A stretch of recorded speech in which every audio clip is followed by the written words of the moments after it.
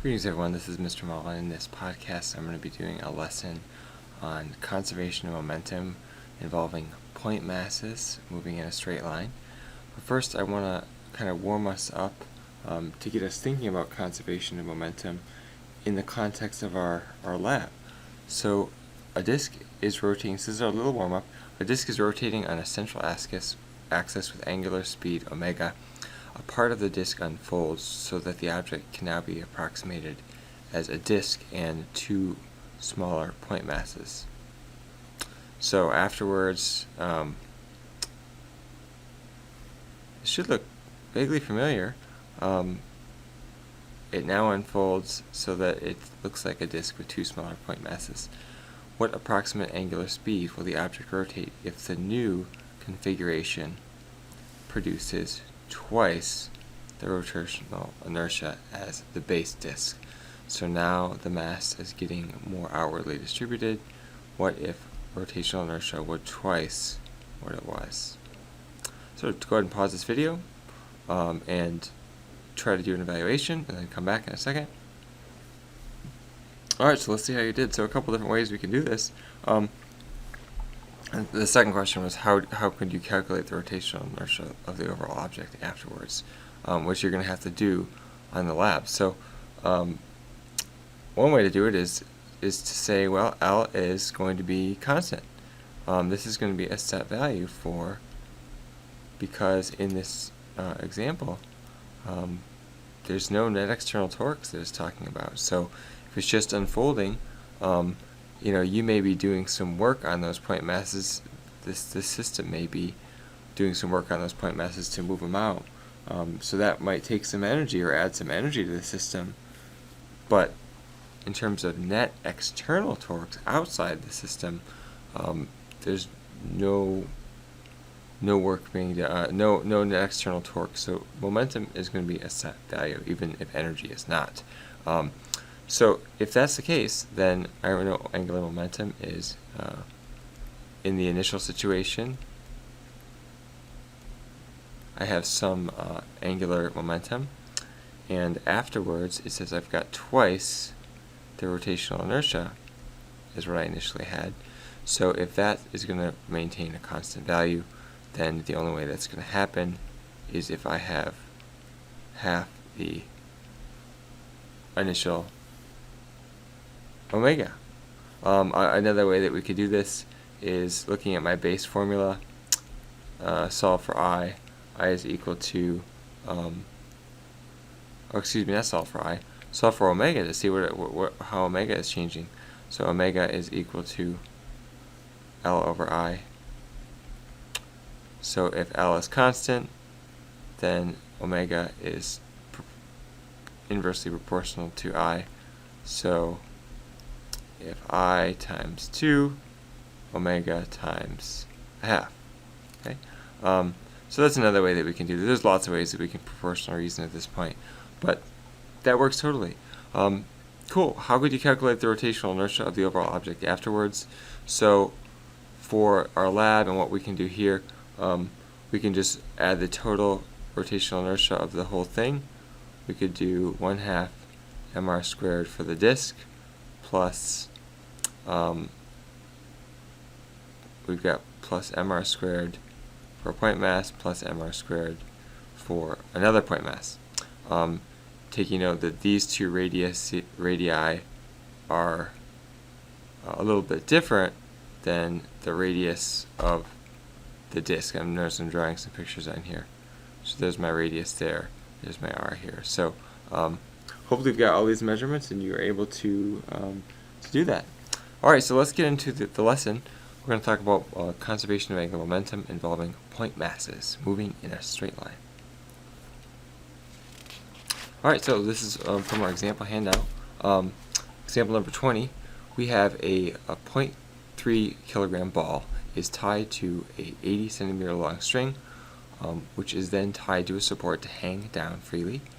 Hanging directly next to the ball is a long, thin rod of mass 1.4 kilograms and a length of 80 centimeters, which is also free to rotate about a support through its upper end. So we've got little axes up here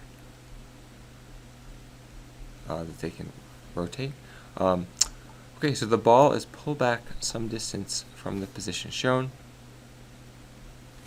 and released to swing downward and collide with the bottom of the rod. The ball is moving at 3.2 meters per second. When it collides with the rod, it comes back, and the collision brings the ball to a stop. So the ball actually is going to be moving. It transfers whatever momentum it has into the rod, and then it says at what angular velocity does the rod swing that's hooked to the axes immediately following the collision. So if you've ever seen one of those little Newtonian demonstrators with the little balls on there, those things are great conservation of momentum. So as one comes down, it stops, and the next one kind of swings up. This is a similar situation. So to solve this problem, we're going to treat it, and I see that there's a collision, and there's no net external torques besides the two objects involved in the collision. I'm thinking that we've got a conservation of momentum. So just a couple things about the objects involved. I've got the mass of the rod, the mass of the ball, and the velocity of the ball before they collide. So I'm going to use momentum conservation as my principle that I'm going to be using. And so I know that total momentum of both objects before and after are equal. So when I look at the rod was not rotating at all and didn't have any angular velocity beforehand. And then we have the ball. Put the ball in here. The ball has its own initial angular momentum. Oh, excuse me, not final. Initial. Okay. So there we go. Oops.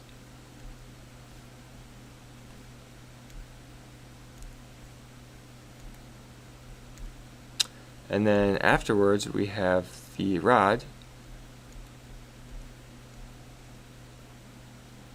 Should let me start with 0.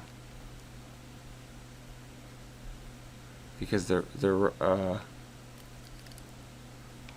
rod actually starts moving.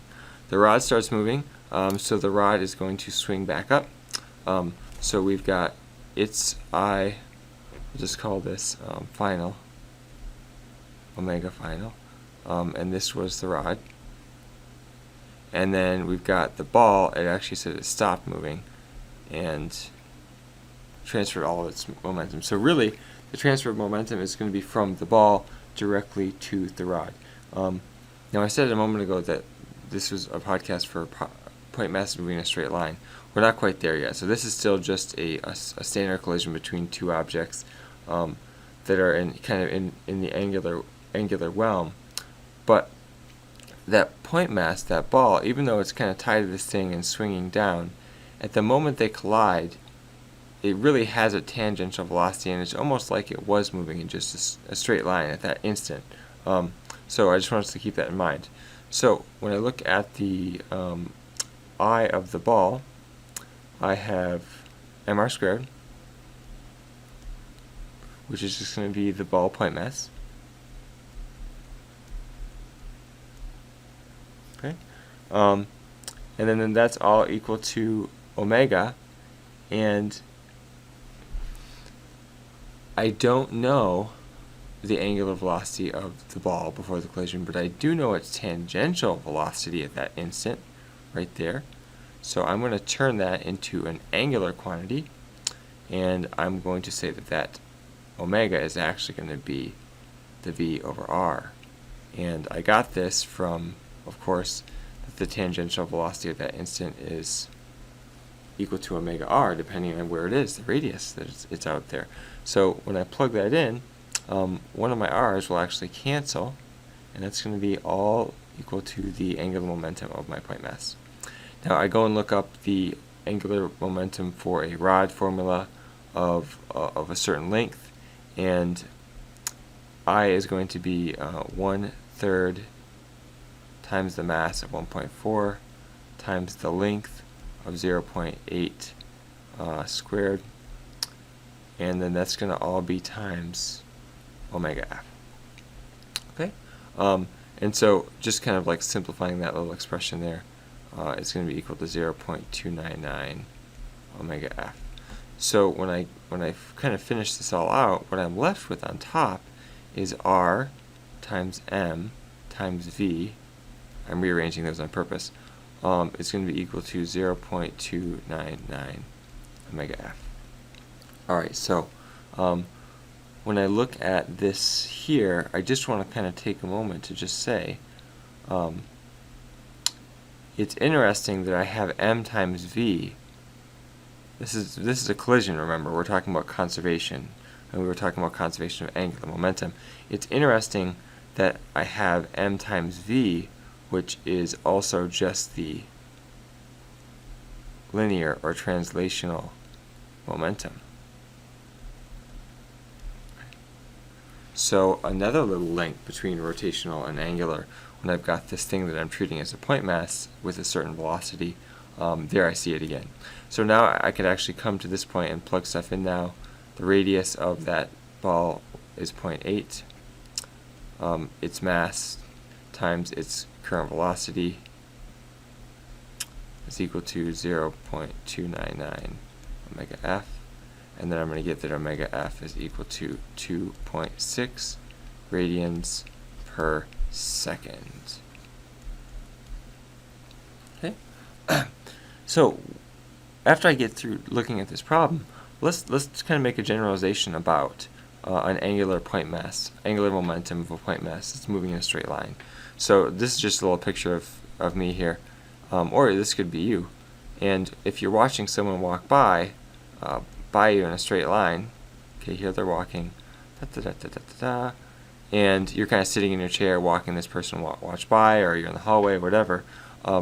As they walk by, you can imagine for a moment that they're sweeping out in front of you some angular displacement from your perspective.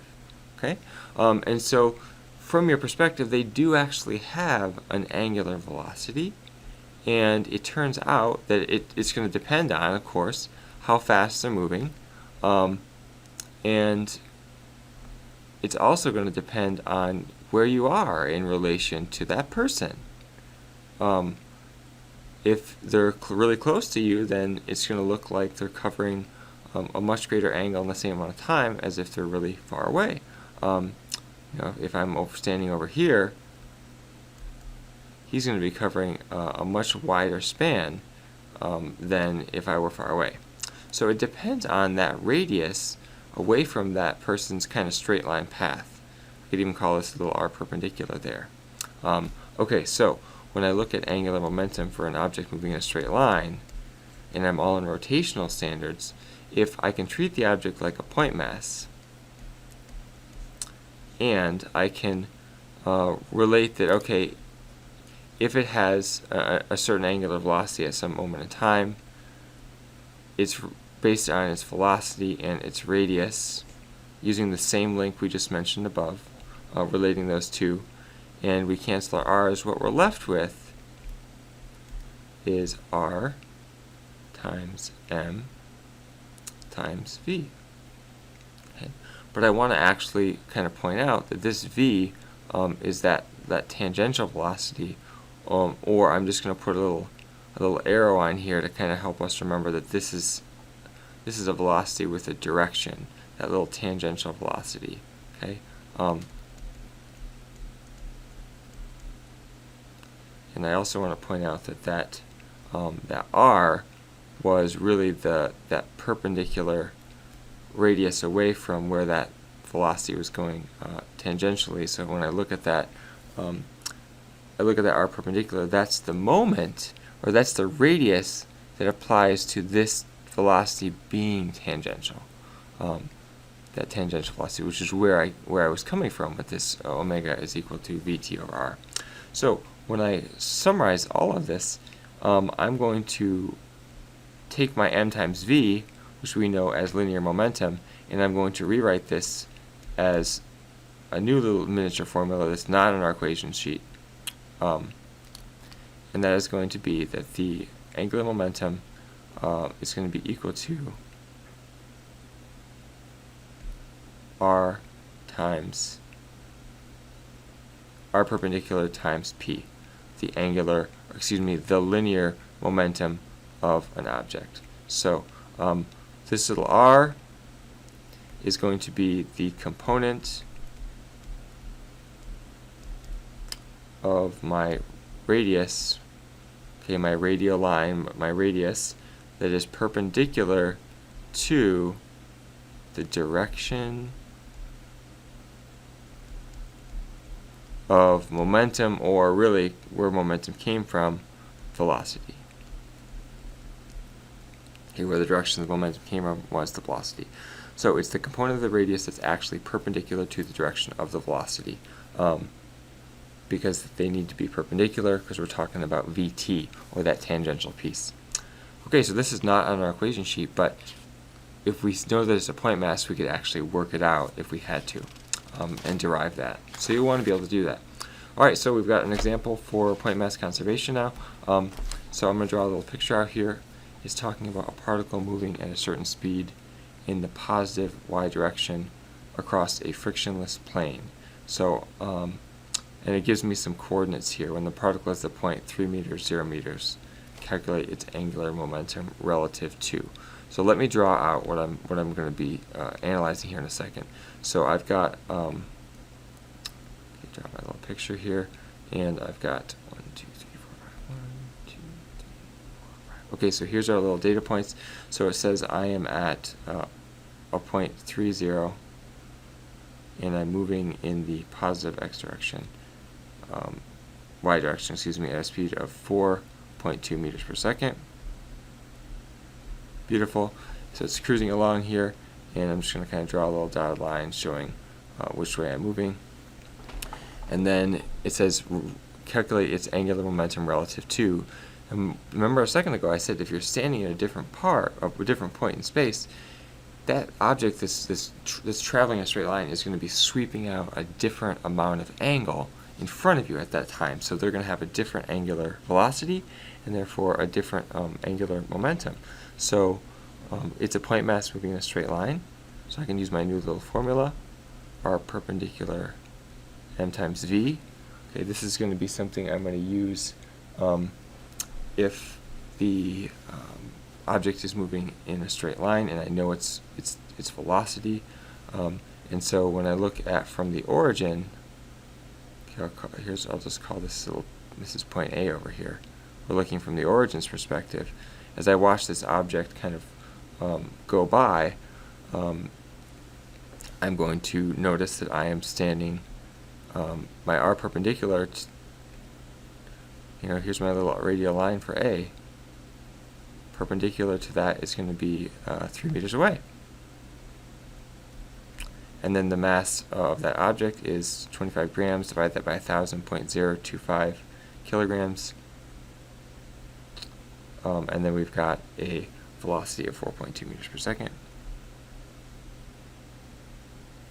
And then I can solve for my final angular momentum. It's going to be 0.315, and then kilograms meters squared per second.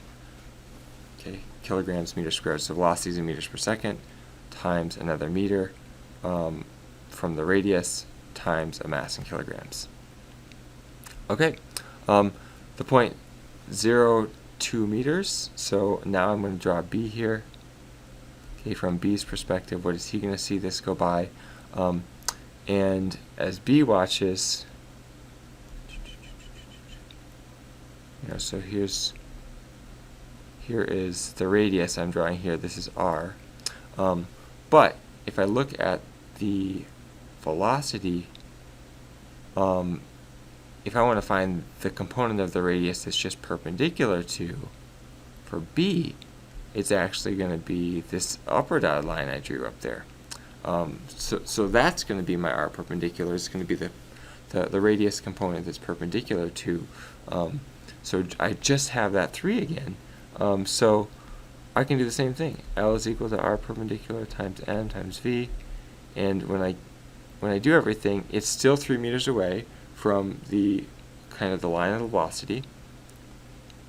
Okay, it's still 3 meters from the direction of the velocity, times 0.025 times 4.2 again, and it's going to give me the exact same. So it turns out that from both of those points in space, because they're both the same r perpendicular away from that moving object, they're going to see it move the same angular, have the same angular momentum from those perspectives. Okay.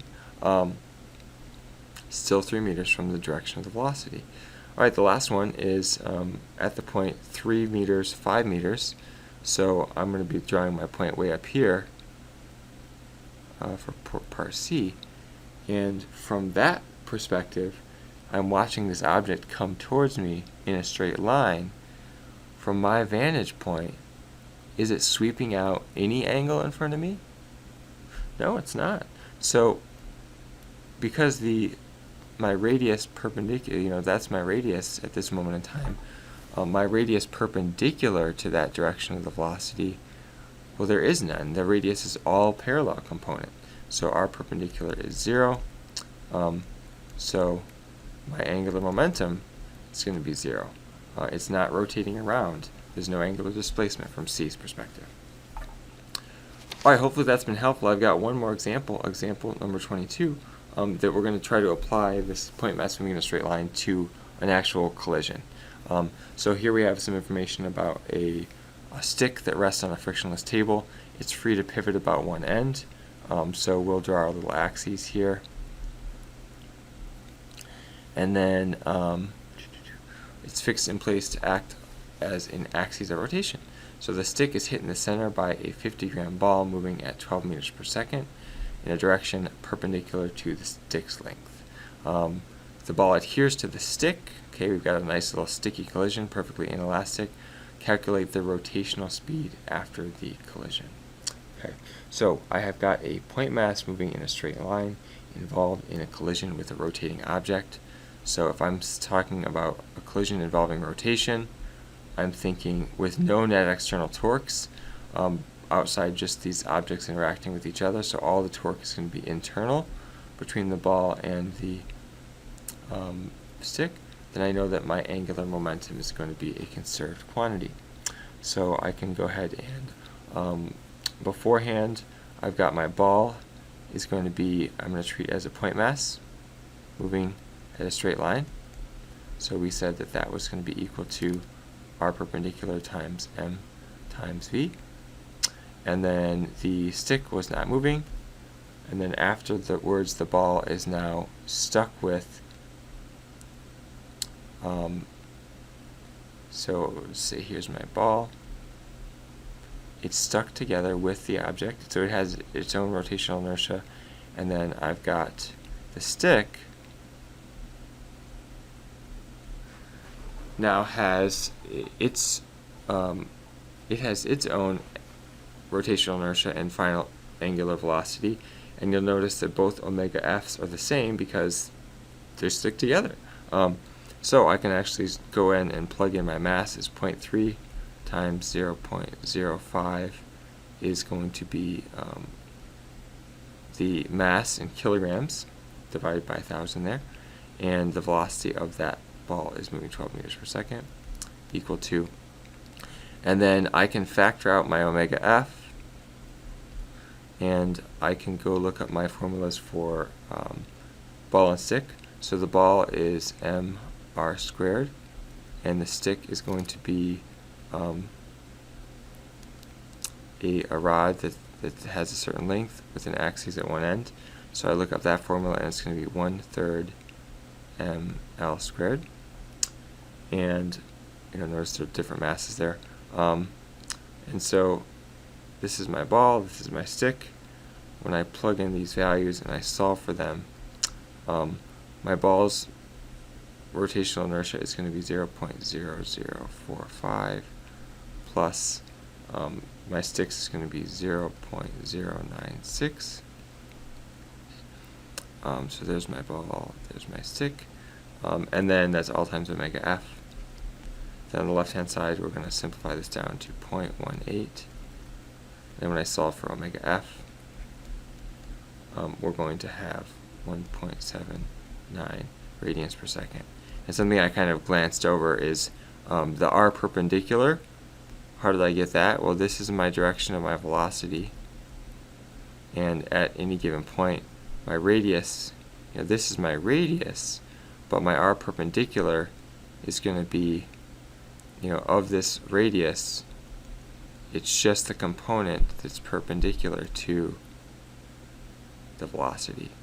So I should probably have labeled this on here. This, my r perpendicular, would be half the length of the string, or 30 centimeters. Okay, forgot to mention that. All right, so this has been a podcast on a new idea of conservation of momentum, and I hope this has been helpful.